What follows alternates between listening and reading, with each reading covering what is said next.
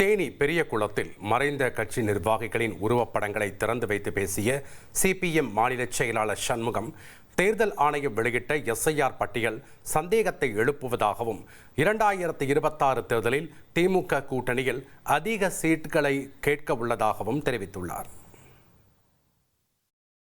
ஏறத்தாழ 97 லட்சம் பேர் ஏற்கனவே வாக்காளர் பட்டியலில் இருந்தவர்கள் இப்போது நீக்கப்பட்டிருக்கிறார்கள் என்கிற அதிர்ச்சிகரமான செய்தி என்பது வெளிவந்திருக்கிறது.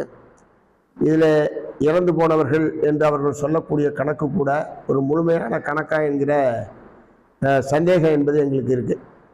ஏன்னா பல பேர் உயிரோடு இருக்கிறவங்க அவர்கள் படிவம் கொடுக்கல, உரிய ஆவணங்களை கொடுக்கல என்ற முறையில் கூட இறந்தவர்களுடைய எண்ணிக்கை அவர்கள் சொல்லியிருப்பது 26 லட்சம் பேர் ஒரு வருஷத்தில் இறந்துட்டாங்கன்றது நம்பத்தகுந்ததாக இல்லை. இனி செல்லும் இடமெல்லாம் செய்தி. தந்தை டிவியின் வாட்ஸ்அப் சேனலை ஃபாலோ பண்ணினா செல்ல இருக்கும் இடமெல்லாம் செய்தி. இதோ QR கோட் இப்பவே ஸ்கேன் பண்ணுங்க, ஃபாலோ பண்ணுங்க.